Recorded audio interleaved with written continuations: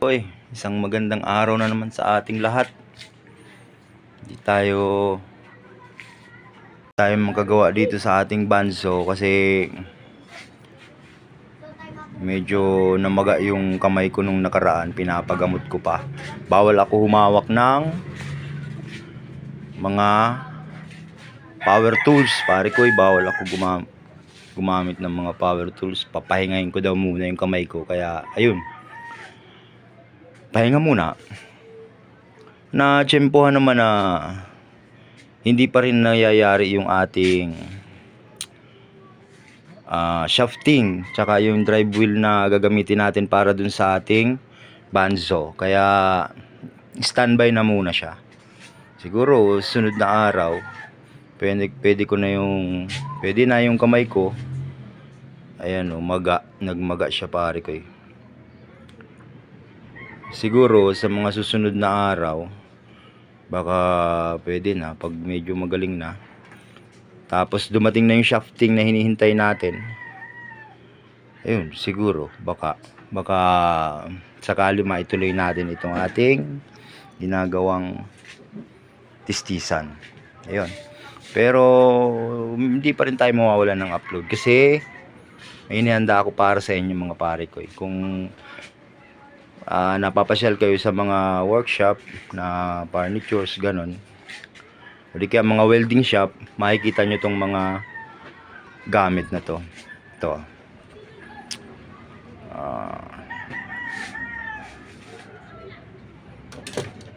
Metro, lagi nyo madalas makita itong metro.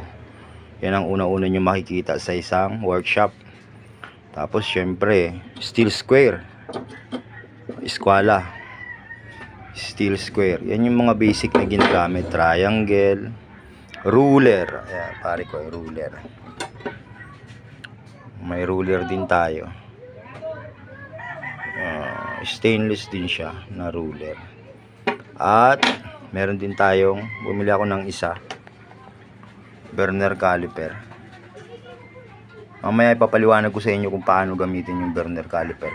Doon pala sa mga hindi nakakaalam ng para itong video na to, pare ko, para dun sa mga hindi pa nakakaalam na gumamit nitong mga measuring tools na ito. Pero dun sa mga nakakaalam naman, kung meron akong mga hindi inabot ng paliwanag ko, sana pakilagay nyo na lang sa comment section para malaman ko rin kung may kulang ako dun sa mga binanggit ko na paliwanag. Okay? Umpisahan na natin. Kahit anong dami, pare ko, ng tools na nakalagay sa ating workshop ay wala rin silbi kung hindi natin alam basahin yan. Yung mga nakasulat na yan, ayan, bawat panukat mayroong mga nakasulat na numbers, tapos may mga guhit. Ngayon, ang ibabahagi ko sa inyo, i-share ko sa inyo ngayon, yung kung paano basahin ba yung mga nakasulat na yan dyan sa ating metro. Kasi pare-parehas lang naman yan sa metro, labo. Ang labo, pare ko, hindi ko makuha yung sa metro, sa steel square. Sa steel square meron din siyang inches tsaka metric system. At sa ruler ay puro pala to, puro metric. Itong ruler na to, pare ko, kita natin to. Itong ruler malabo.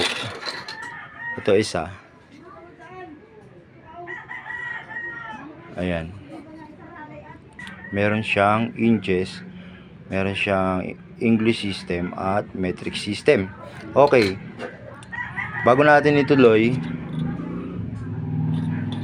shoutout ko muna yung mga nag-comment sa atin sa mga nauna nating video.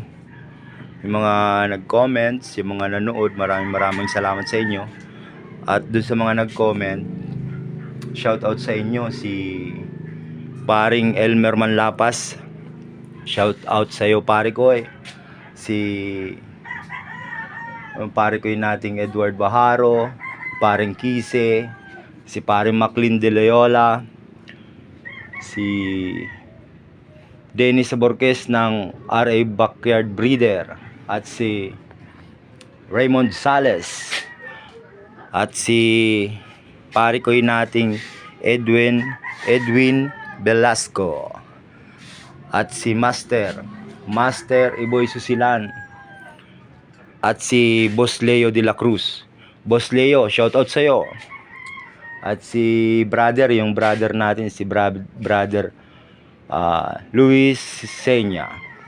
At sa lahat ng mga nanood ng video ko, maraming salamat sa inyo. Shoutout sa inyong lahat. Tuloy-tuloy na to mga pare ko eh.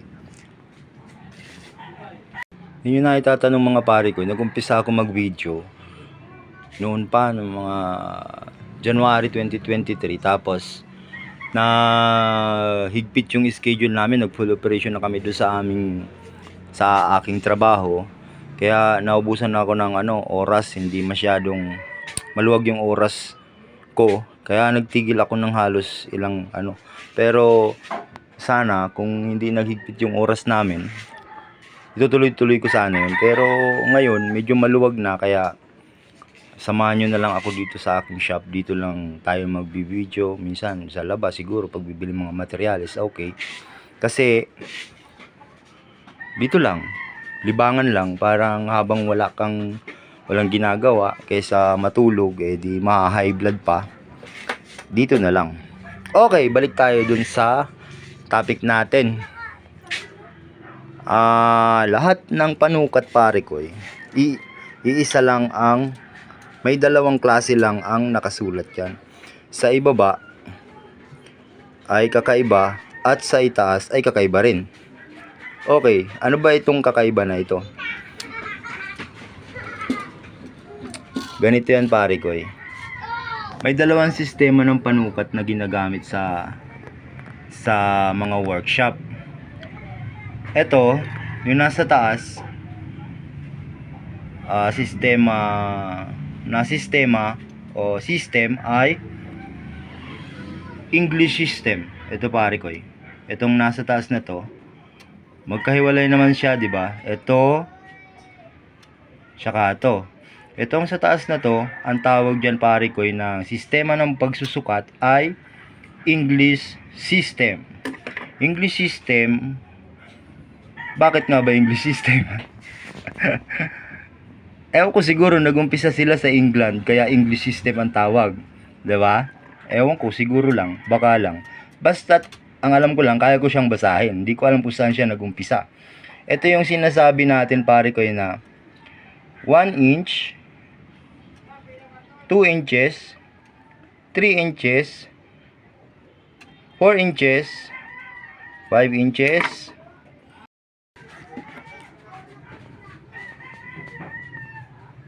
6 inches, 7 inches, 8 inches, 9 inches, 10 inches, 11 inches, at 12 inches. 12 inches or 1 foot. 1 foot pare ko yung 12 pulgada. Pulgada pala yan sa Tagalog pare ko yung inches. 12 pulgada. Ang equivalent niya ay 1 foot. Okay. Pag nag-13, 1 foot and 1 inches. Okay, ganun. 1 foot and 2 inches, ganun. Pagdating niya sa 24, 2 feet na siya. Okay, tapos tuloy-tuloy lang and so on. Okay na yun. Basta't ganun ang basa niya. Inches. Dito sa inches, ganyan. Yan. Yan muna ang pag-usapan natin. Mamaya pag-usapan natin naman yung itong nasa ibaba, kung ano naman to. Magkaiba yan. Magkaiba sila. Maski sa guhit, magkaiba sila. Okay, masyado lang maliit, kaya siguro enlarge na lang natin.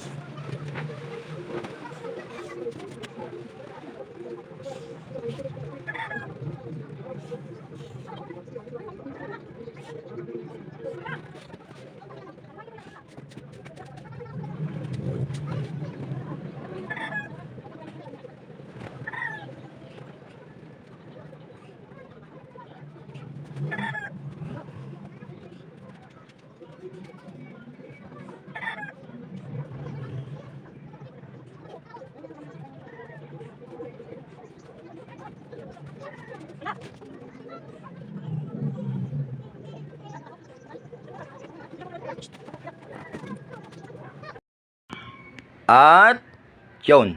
Ayun na, pare ko, lumaki na siya. Ito na yung isang buong pulgada. Kung dito pare ko, galing dito sa dulo hanggang dito 1 inch, 2 inches, 'di ba? Yung pagitan na yan, tsaka ito, kinuha ko siya, nilagay ko dito sa illustration board. Ayan. Hanggang dito siya. Hanggang dito. Ito yung 1 inch niya. Okay? Yan yung 1 inch. So, lagyan natin ng malinaw. Dito na yung 1 inch niya. 1 inch. Or inch. 1 inch. Ganyan siya. Ayan, pare ko, 1 inch. Ano naman yung nasa loob ng 1 inch? Yan naman ang pag-usapan natin. Kasi pag nakabisa mo yung isang pulgada, yung 1 inch na yan, pag nakabisa mo yung bawat guhit dyan, pare ko, kahit gaano pa kahaba ang metrong gamitin mo, kaya mo yung basahin. Basta't kabisado mo lang yung simula dito hanggang dito sa 1 inch na ito. Kahit gaano pa kahaba itong metro na to, kahit gaano mo pa yan ihaba, mababasa mo yan. Dahil lang dito sa isang pulgada na to, pare ko. Dahil dito sa isang pulgada. Ito ang basic, ito ang pinaka-importante. Dapat kabisado natin itong 1 inch na ito. So, kung hindi mo alam, pare ko, yung pagbasa nito at medyo nalilito ka, kumuha ka na, pare ko, ng metro at sabayan mo ako dito sa gagawin natin na pagbasa ng mga guhit sa loob ng isang pulgada ng metro. At samahan mo na rin, pare ko, ng like sa cellphone mo, share, subscribe, at pinutin mo na rin yung notification bell para pag may video akong ilalabas, updated ka palagi. Okay. May metro ka na, pare? Oo, ikaw, may metro ka na? Okay. Try na natin yung isang pulgada. Ganito, pare ko, yan. Ang isang pulgada ay binubuo ng 16 na guhit. Ibig sabihin, 0 ito. 0. Dito siya nag-uumpisa. 0 yan, pare ko. Ito yung pinakauna niyang guhit. Hanggang dito sa dulo, sa 1 inch, 16 yan na guhit. Ngayon, paano ba yan babasahin ganito? Yung unang-unang guhit na galing sa 0, ang basa dyan, pare ko, fraction 1/16. O sa fraction. Ang basa dyan, pag hindi mo na ilagay yung over na yun, sabihin na lang natin na 1/16. Okay. 1/16 of an inch. Sabi sa English, 1/16 of an inch. Okay. Ayan, 1/16. Yung kasunod niya, ang kasunod niya ay 2/16 kasi pangalawang guhit, di ba? 2/16. Pwede mong basahin ng 2/16 of 1 inch or pwede mo pa siyang paliitin.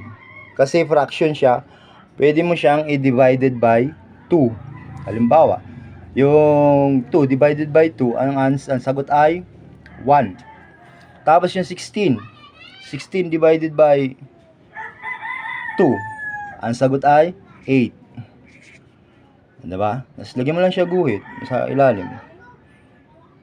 Ang kalalabasan niyan, 1/8. Ito pala, pare ko, yung pangalawang guhit ng metro galing do sa dulo, sa loob ng isang pulgada. Yung pangalawang guhit, ang basa pala dyan, pare ko, ay 1/8 of an inch. Diba?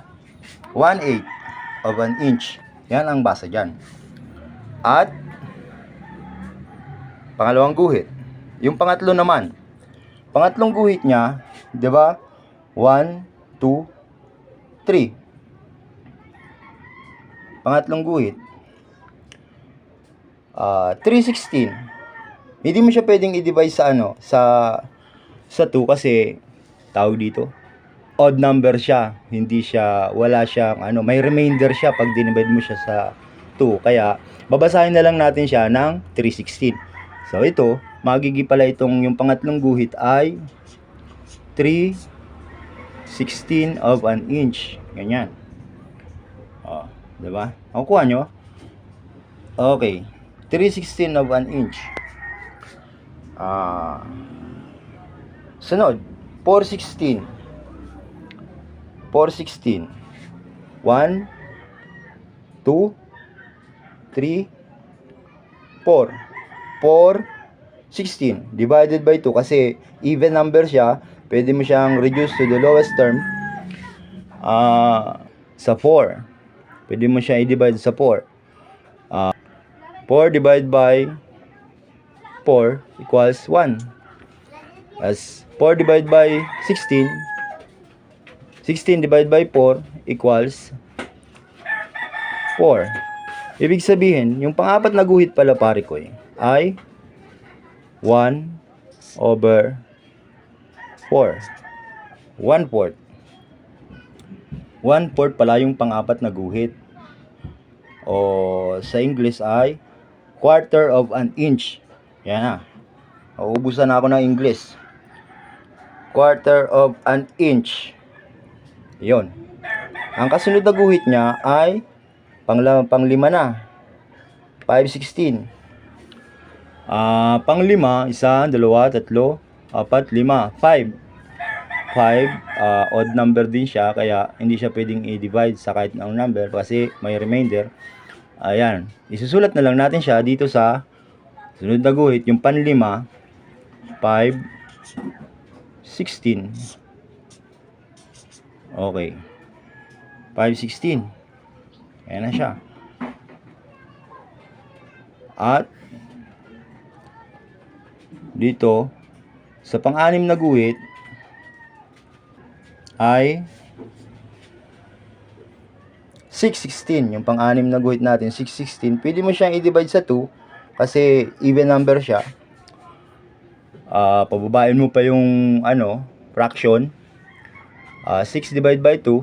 Ganun lang lagi. Hanapin mo yung pinakamababa na fraction ng number hanggang 16. Ayun. Madali lang to. Basta't makabisa mo lang siya. 6 divided by 2, 3. Tapos 16 divided by 2, 8. So, ibig sabihin, ito palang pang-anim na guhit na to ay 3/8. 3/8 of an inch. Yon. At yung pang-pitong guhit naman, kung babasahin mo siya, 7/16. Odd number siya, kaya hindi siya pwedeng i-divide sa kahit na di pwede mo siyang ibaba na siya dito. 7/16. Di ba? 7/16. At yung pang-walong guhit naman mga pare ko pwede mo siyang i-divide sa 8. Kasi 8 divided by 8 equals 1. 16 divided by 8 equals 2. Ibig sabihin pala, yung pang-walong guhit niya ay 1/2. 1/2. Ito na yung kalahati na tayo ng isang pulgada, ng isang inch. O isang dali, isang pulgada, isang dali, isang inch. Kalahati na tayo nun. Ngayon, lampas na tayo sa kalahati. Pang-siyam na guhit na tayo pare ko. 1, 2, 3, 4, 5, 6, 7, 8, 9. 9 na guhit na tayo. So, hindi rin siya pwedeng i-divide sa kahit na anong ay sa even number na kapares nitong sa baba. Kaya, isusulat na lang natin siya dito sa 9/16. Ayan. Ayan. Yung kasunod pala ng 1/2 o kalahating pulgada ay 9/16 ang tawag sa guhit na yon. Yung kasunod ulit ng 9/16 ay 10. 10/16. 10/16. Pwede mo siyang i-divide sa 2. Pwede sa 2. 10 divided by 2 equals 5. At 16 divided by 2 equals 8. Ayan. 5, 8. Ito pala, pwede mo siyang basahin ng 5, 8 of an inch. 5, 8 of an inch. Kakasunod ba tayo? Ayan. Sunod na guhit na naman, yung maiksing guhit, 11/16. Tandaan nyo pare ko, kamukha yan ito. Kamukha yan ng binabasa natin sa metro. Merong pinakamaiksing guhit, merong sunod sa maiksi at medyo mahaba. Tapos, yung pinakamahaba niya, siya na yun yung 1 pulgada, pagitan ng 1 pulgada, yung tanda na 1 pulgada na siya. Eto dito, meron din tayo dito, ganun. 'Di ba? May maliit na guhit, merong sunod na guhit na medyo mataas at may mahaba. Tapos pagdating dito sa 1 inch, mahaba na din siya. Okay. Kung napapansin nyo, yung maliliit na guhit, siya yung may value na 16, di ba? Ayan o, 1/16, 3/16, 5/16, 7/16. Siya yan yung pinaka mababang guhit. 9/16. At yun namang medyo mataas na guhit sa metro natin, siya yun yung dinidivide natin sa number na pwedeng i-divide para bumaba pa o nire-reduce natin sa lowest term. Sabi nga, nagiging halimbawa 1/8 o 1/4. Pero sa taas, siya yan yung 4/16. Naging 1/4 kasi dinivide natin sa 4. Tapos yung 3/8, siya yan yung 6/16. Dinivide natin sa 2. Kaya naging 3/8. At ganun din dito sa 5/8. Dinivide natin sa 2. Kaya naging 5/8. Okay. Tuloy na natin. Sunod ay 11/16. 11/16. Hindi naman siya pwedeng i-divide. So, isusulat na lang natin dito. 11. Wala nang tinta. Dito na natin lagay. Ayan. 11/16. Tapos sa sunod niya 12/16. I-divide sa 4. Okay. I-divide natin sa 4. Ayan. At ang lalabas dyan ay yun, balik tayo. Nagluloko yung pen touch natin, natuyo.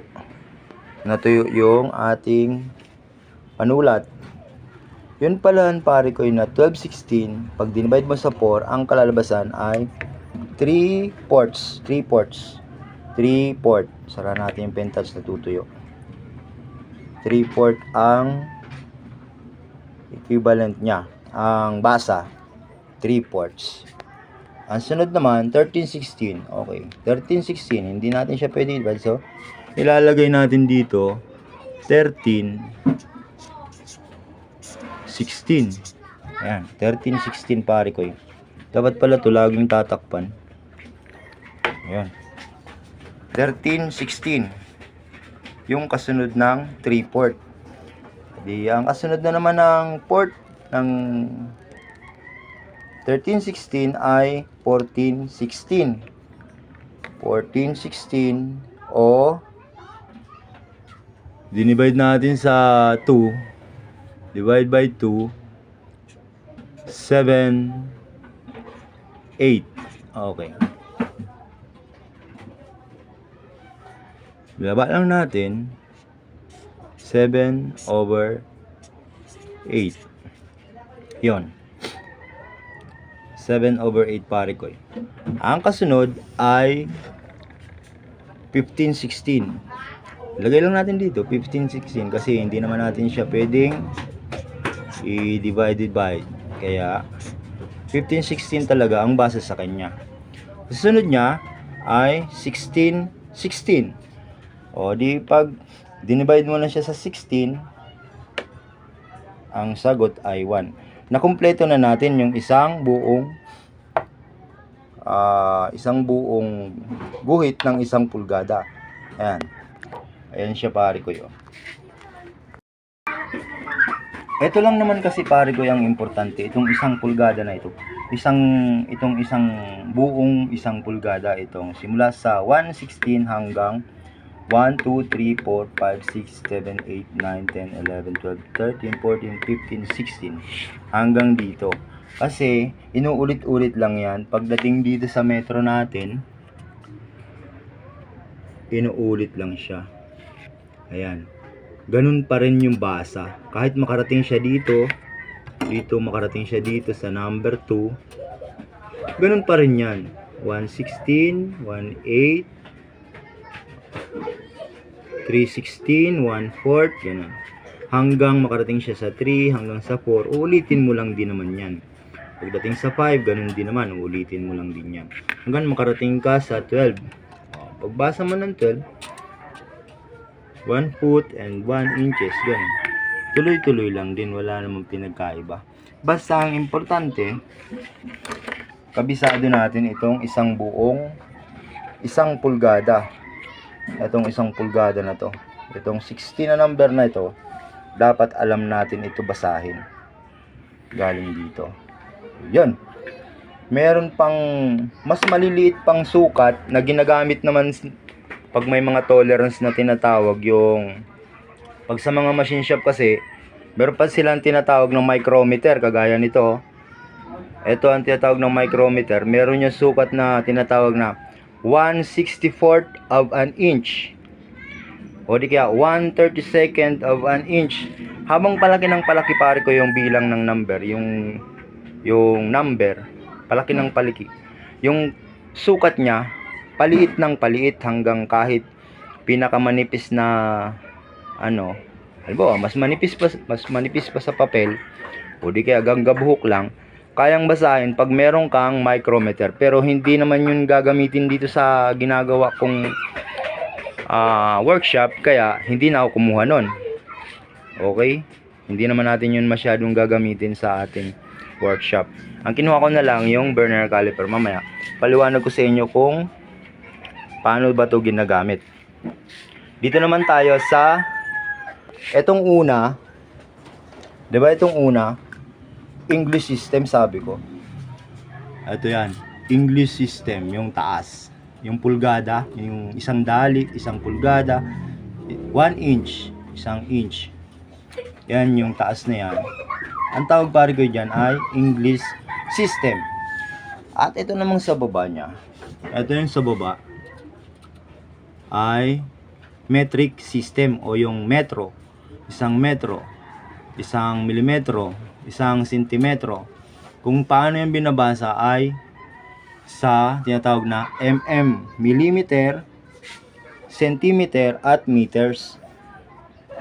Ganon din ang proseso niya, pero eto kasi mas madali ito basahin. Ang problema sa kanya, siya, decimal siya ang equivalent niya. Halimbawa, yung panturo mo, kagaya sa burner caliper natin, hindi nag-eksakto sa yung panturo niya, hindi nag-eksakto sa halimbawa 1 mm. Ayan. Hindi siya nag-eksakto sa 7, may point siya. Yung mga maliliit na na yan, hahanapin mo dyan kung alin yung pinaka nakatutok dun sa sa ibaba.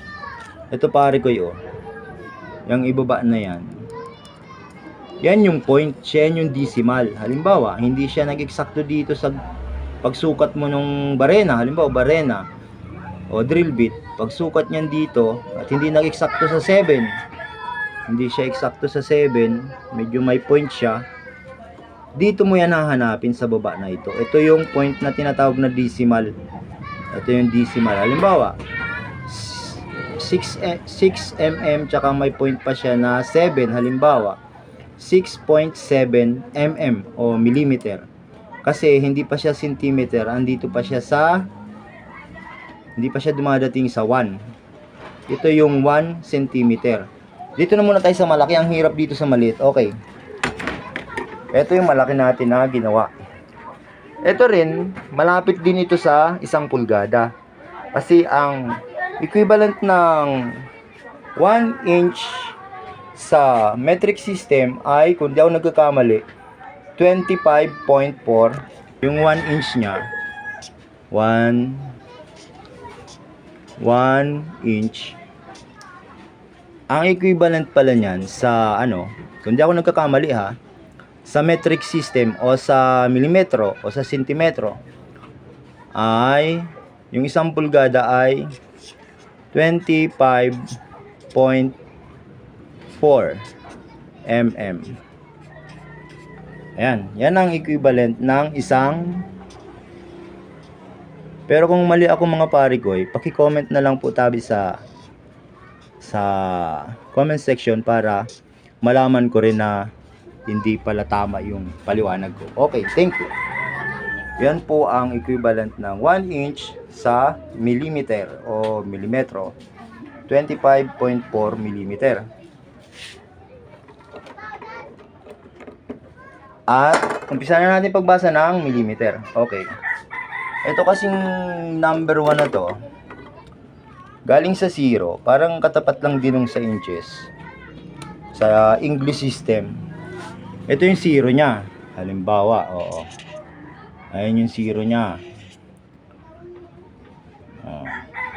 Itong unang guhit na ito pare ko'y guhit na ito ay 1 mm. 1 mm. Ayan na. 1 mm yung unang guhit na yan. Siyempre, yung pangalawa, babasahin mo lang din siya ng 2 mm. Basahin mo lang siya ng 2 mm. Mas madali itong basahin kasi 4 mm lang. Ito 2 mm. Okay, ito 3. Tatlong guhit, 3 mm. Pang-apat na guhit, 4 mm. Ganon. Parehas lang. 1, 2, 3, 4. Babasahin mo lang siya. Pag dito na sa 5 mm na, kaya mataas yan pare ko, guhit na yan. Kasi kalahatian niya ng 1 cm o kalahatian siya ng 1 cm na. Okay? 1 cm na siya. Itong na to. Ang bilang niya ay 10 millimeter na. 10 millimeter na siya, nakasampu na siyang guhit, kaya 1 cm na ang basa niya. O di kaya, pwede mo rin sabihin na 10 mm. Hindi naman problema yun kasi parehas lang ang equivalent nun. Okay, pagdating mo naman dito pare ko sa asa na ba tayo dito? 5 mm na tayo. Di lalagay lang natin diyan 5 mm. Siya yung mga pwede natin, kadalasan kasi sa mga drill bit, kadalasan na ginagamit na yung metric system na 5 mm ganun. Sa mga hand tops, mga ganyan na ang ginagamit, ang sukat, bihira na. Meron pa rin akong nakikita ngayon na ganito, pero madalas ganito na. Tapos yung mga stainless bolts, pare ko, mga stainless bolts, kadalasan ang pitch ng thread niya ay dito nakabase sa millimeter. Halimbawa 5 mm na mga stainless bolts, 5 mm, 6 mm ganun. May mga pitch na tinatawag yung ngipin, yung pagitan ng ngipin ng thread ng bolt. Halos dito na ganyan na ang pagkakaano niya. Siya na ang ginagamit na sukat. Okay, tuloy na tayo. Ito na yung ating 6 mm. 6 mm. 6 mm na. Oh. Ganun lang pare ko, 7 mm na. Oh. 7 mm. 6 mm. Oh. Pagdating dito 8 mm. 9 mm. Mas madali siyang basahin, hindi dito na maraming 16, 16, di ba? 16, puro 16 to. Merong kung ano-ano niya. Mas madali ito basahin, pero mas marami itong mas maliit ang kayang basahin na sukat nito. Mas manipis ang kaya niyang basahin kaysa dito kasi meron siyang yung decimal nito hindi masyadong ito yung burner natin. Hindi masyadong accurate, precise. Okay. Dami ko nang nasasabi mga kataga na hindi ko naman masyadong maintindihan. Okay, balik na tayo dito. Nakarating na tayo ng 10 mm o 1 cm. 1 cm na. Di, ang basa na natin dito ngayon, 1.1 cm. Yung pang 11 guhit o pang 11 na guhit niya, pwede mo siyang basahin pare ko na 1.1 centimeter na.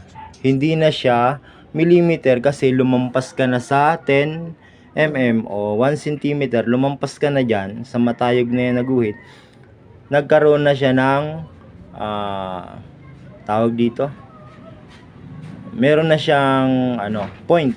Okay. Pero kung gusto mo namang basahin ng millimeter pa rin, babasahin mo siya ng 11 mm. 'Di ba? Pwede mo siyang basahin ng 1.1 cm o 11 mm. Kung gusto mo, depende sa iyo. Kasi ikaw naman yung magbabasa. Basta't alam mo na yung niyan, yung equivalent, bahala ka na kung paano mo siya babasahin. Pero ganun lang din talaga. Kung ilan yung guhit, yun lang babanggitin mo. Tapos yung sign niya, millimeter. Pero kung gusto mo na makatipid ka sa salita, pwede mo sabihin na 1 cm. Tapos pangalawang guhit, edi 1.2 cm. 1.2 cm na. O di kaya naman, basahin mo siya ng 12 mm. Diba? Ayan, hanggang dito makarating yan dito sa ganun. Dito sa dulo, sa ulit-ulit lang yan. Hanggang makarating siya sa meters. Ang equivalent ng meters ay 100 cm equals 1 meter. Ganito yan pare kayo. Batakan natin yung metro. Ito pare ko yung metro natin. Galing sa dulo, nagbilang tayo ng, halimbawa, centimeter ang gagamitin natin. 10, 20 cm, 30 cm, 40 cm, asan ka yun? 40 cm, 50 cm, 60 cm, 70 cm, 80 cm, at 90 cm, at 100 cm. Pag nandito na tayo sa 100 cm pare ko, ito na yung tinatawag nating 1 meter. 1 meter na siya, 1 metro na. Kasi 100 cm equals 1 meter. O di kaya naman, kung gusto mong mahaba pa at hindi ka pa napapagod, basahin mo siya sa millimeter. Okay. 100 millimeter. 100 millimeter. 200 millimeter. 300 millimeter. 400 millimeter. 500 millimeter. 600 millimeter. 700 millimeter. 800, ay mali pala. Ito pala. 800 millimeter. 900 millimeter hanggang 1000 millimeter naman. Kasi ang ginamit mo millimeter. Kaya ang basa mo millimeter naging times 10. Okay? Times 10. Kasi millimeter yung ginamit mo. Naging ang basa na dyan ay 1000 millimeter. Pero kung centimeter ang ginamit mo, ang basa dyan ay 100 centimeter. Pero kung gusto mong mas madali pa, sabihin mo lang 1 meter. Ayun, 1 meter tapos period. 'Di ba? So, 'yun. Kung medyo naintindihan nyo, kung nalalabuan kayo, paki-comment nyo na lang sa comment section yung mga tanong ninyo. Pero ganun lang din yan dito, basic lang din. Mas madali nga itong basahin kasi depende sa guhit. 1, 2, 3, 4, 5. 5 mm. 6, 7, 8, 9, 10. 10 mm. Kung gusto mo naman, 1 cm. Okay? 11, 12, 13, 14, 15. 15 mm. Gusto mo naman, 1.5 cm. Ganun lang pagkakaiba. Centimeter at millimeter. Yung kada guhit niya, ang tawag millimeter. Pero pag kung babasahin mo siya ng yung matataas na guhit niya, centimeter ang basa. Okay? At ganun din yun pare ko eh. Hindi na natin ito itutuloy kasi naubos na yung tinta ng pentouch natin. Pero pare-parehas lang siya. Try natin ulit.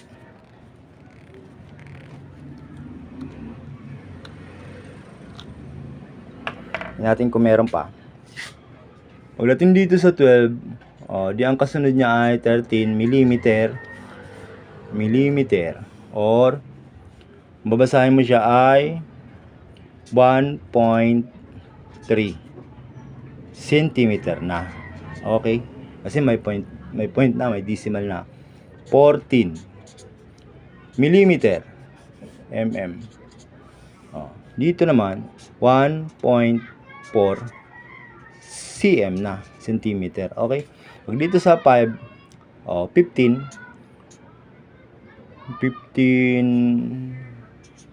mm, babasahin mo na siya ng 1.5 centimeter na. Okay? Kuha nyo. Tapos, ganun lang yan pare ko. Wala naman yung napakadali lang. Itong burner caliper pare ko na ito. Burner caliper kung tawagin. Ito, ginagamit ito sa pagsukat ng maliliit lang na sukat. Pero, importante ito sa isang workshop kasi kung gusto mong kunin yung sukat ng bearing, halimbawa, may maliit kang bearing, gusto mong malaman ang sukat niya, sukatin mo siya dito sa burner caliper. Ayan, ganyan. Ayan pare ko. Yung bunga na to, pang outside diameter ang sukat niyan. Pag gusto mo siyang sukatin, halimbawa 24 mm ang sukat ng bearing. Ayan pare kayo, 24 mm. Ilalak mo lang siya dyan, tapos hindi na yan gagalaw.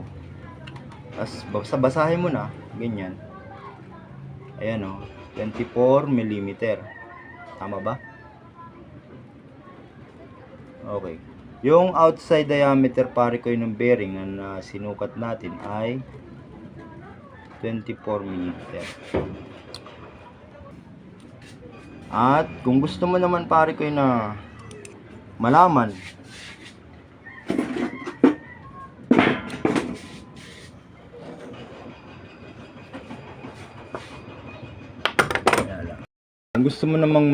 yung inside diameter o yung loob ng butas ng bearing.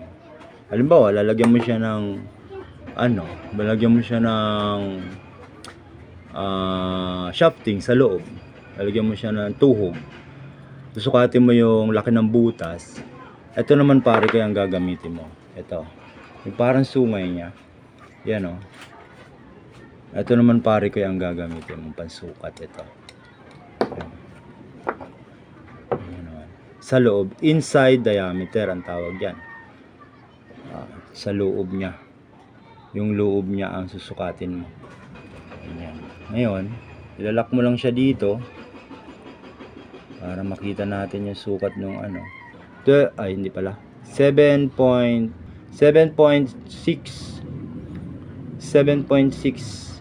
mm ang diameter inside diameter ng bearing natin pare ko. Kung gusto mo naman ito pare ko, nagagamit din ito. Yung tagiliran na yan, nagagamit din yan. Halimbawa, itapat mo siya sa gusto mong sukat. Halimbawa, 4 cm.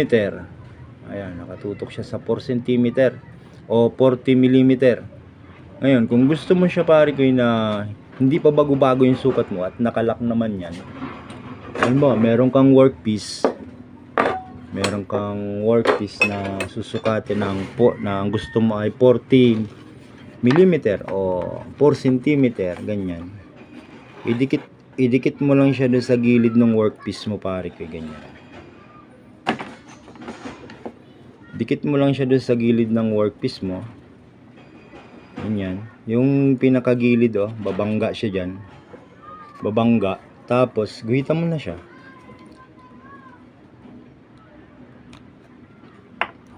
Guhitan mo siya sa dulo. Doon sa kabaak niya. Ayan. Tapos sa kabila naman, ganun din.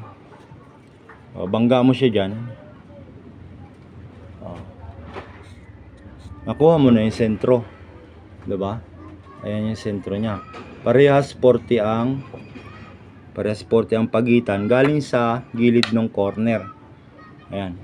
Kukuha mo na yung sentro gamit itong likod ng burner caliper natin. Ito. Gamit yung likod na yan. Ang totoo niyan, ito, lahat ng may function yan pare ko. Ito, inside diameter ang sinusukat. Ito, outside diameter. O di kaya yung mga kapal, laki. Ito naman, yung dimension niya. Sa mga gilid-gilid, pwede mo pabanggain yan dyan. Ito, naman, pwede kang magsukat ng barena dito. Halimbawa, meron ako ditong barena ng ganyan.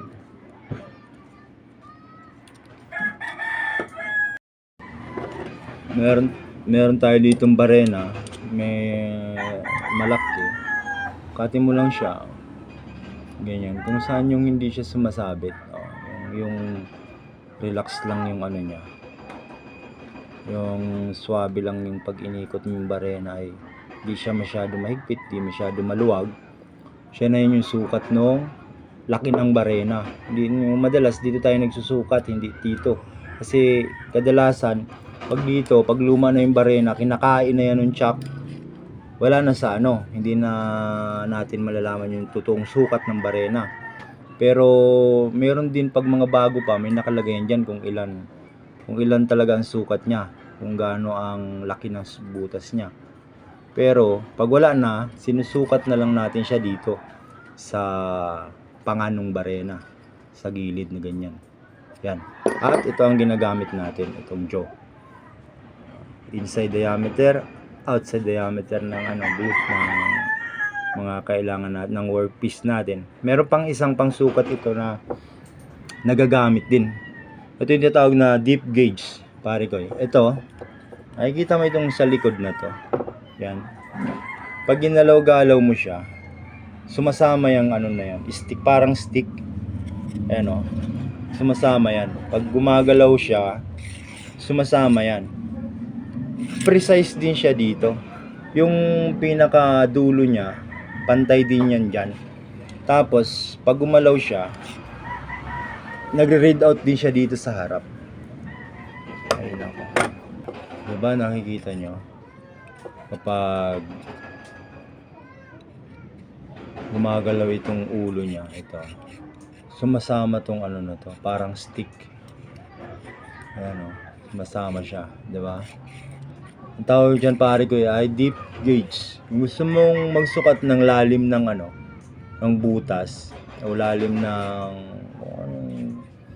susukatin mo, gagamit mo itong stick na to kasi nakasiro din siya dito.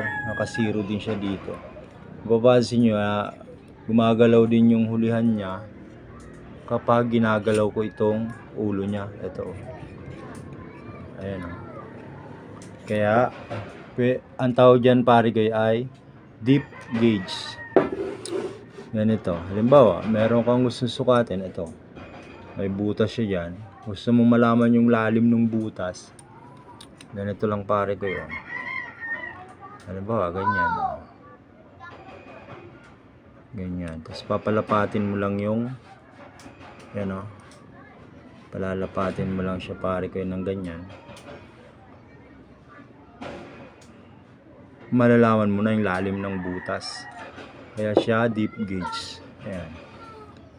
Tapos babasahin mo siya dito sa kanyang read out. Diba?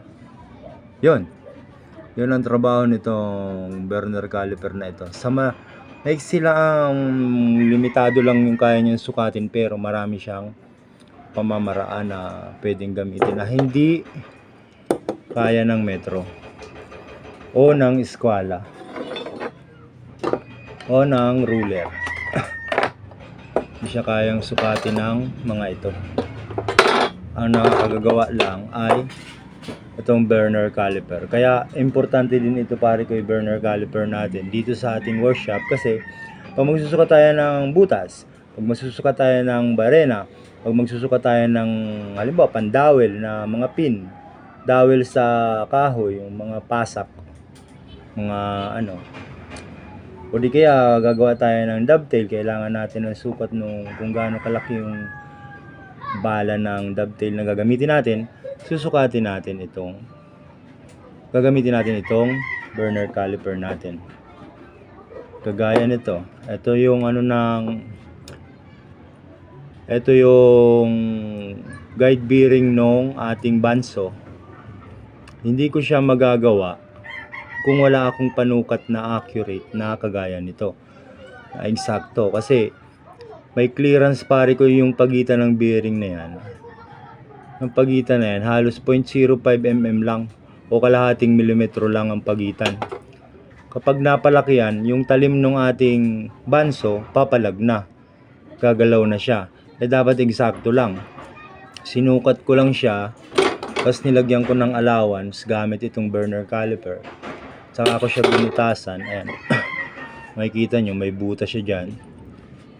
Ayan. Saka ko lang siya binutasan. May allowance na 0.05 yung pagitan. Dito ko nagamit yon.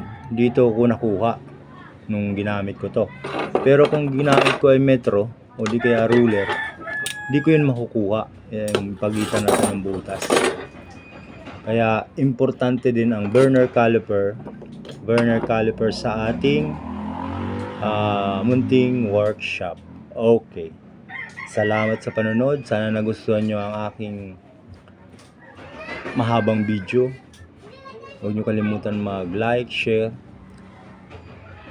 subscribe. Pindutin nyo na rin yung notification bell para pag may video akong ilalabas, updated kayo palagi. Thanks for watching. Babush!